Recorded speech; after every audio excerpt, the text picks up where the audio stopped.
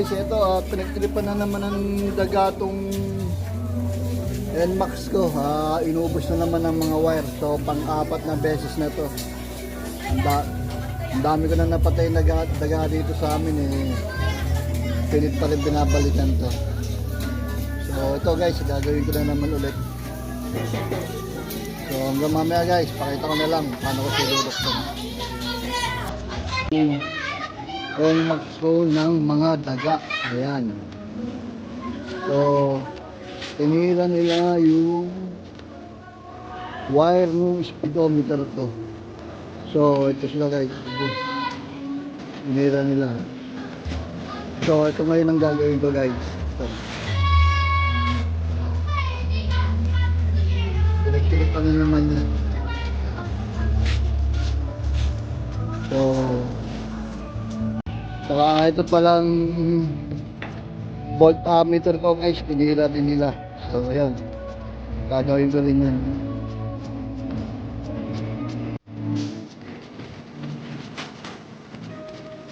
So guys, ito pumili na ako nung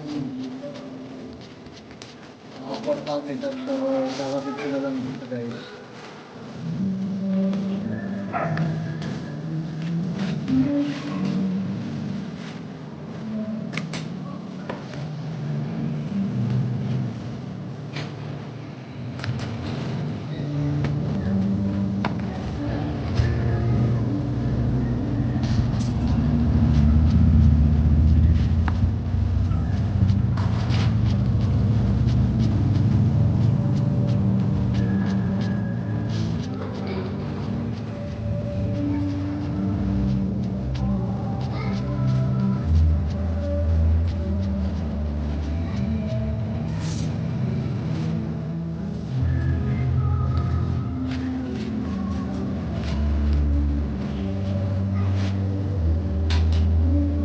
Kung hindi makita guys, ito ayan, tanggalin ko guys.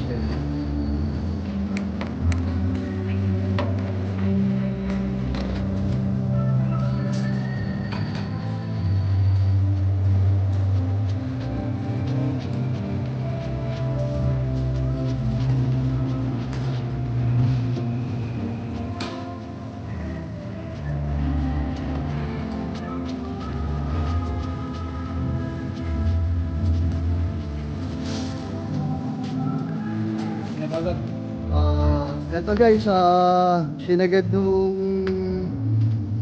mabait yung wire ng speedometer to ito. So, gulok ko.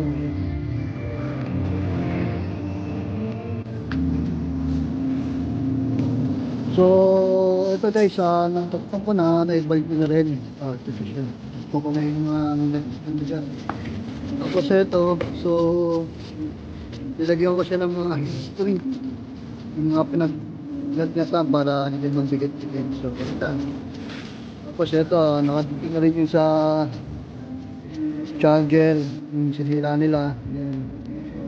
Sa battery amperes na reader, battery reader. So, yun guys, natapos ko na rin. So, ibabalik ko na lang yung housing niya. Mga flaring. So ito guys, medyo mainit na, natapos ko na siyang gawin. So babalik ko na lang yung bearings. Para hopefully wag na siyang kinahin yung dagat. Pang-apat na beses na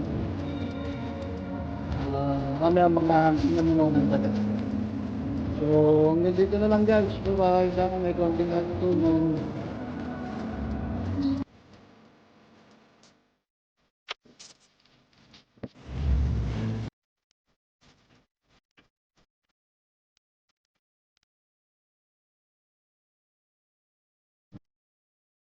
Up 2 hours later.